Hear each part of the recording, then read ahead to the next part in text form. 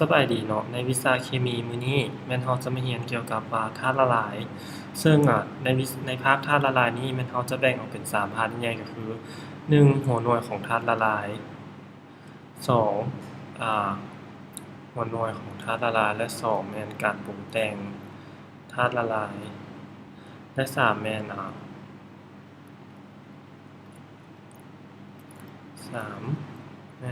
คุณลักษณะ qualitative ซึ่งเป็นคุณลักษณะหนึ่งของธาตุละลายสำหรับมื้อนี้แม่นติวเตอร์อ้อยจะมาเป็นคนสอนเกี่ยวกับ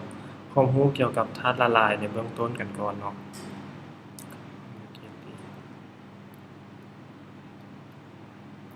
โอเคเรามาทำความเข้าใจกันก่อนว่าธาตุละลายแม่นหยังซึ่งว่าธาตุละลายนี้แม่นได้มาจากการเอา2ธาตุหรือหลายธาตุมาผสมเข้ากันเป็นธาตุเนื้อเดียวซึ่งทั้ง2ธาตุนี้จะบ่เกิดปฏิกิริยานำกันแต่จะเป็นธาตุเนื้อเดียวยกตัวอย่างเช่นว่าน้ำเกลือน้ำเกลือนี่นะแม่นได้มาจาก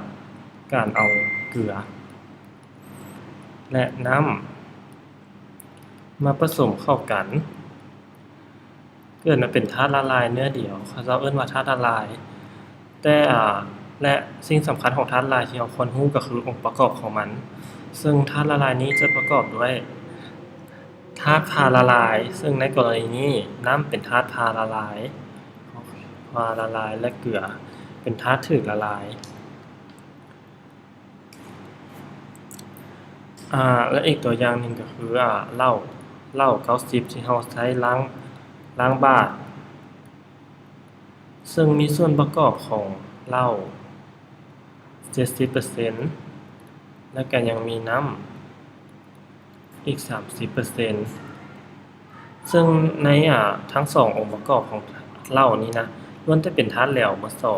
2ฉะนั้น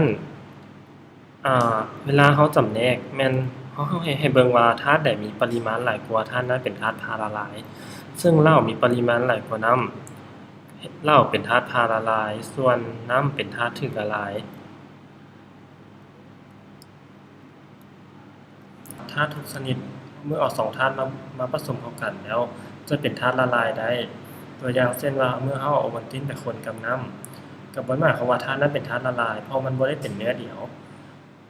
ถ้าเราเอาน้ำโอวัลตินปะไว้ได้ระยะหนึ่งเราจะสังเกตเห็นว่าน้ำโอวัลตินมันจะตกผึกอยู่พื้น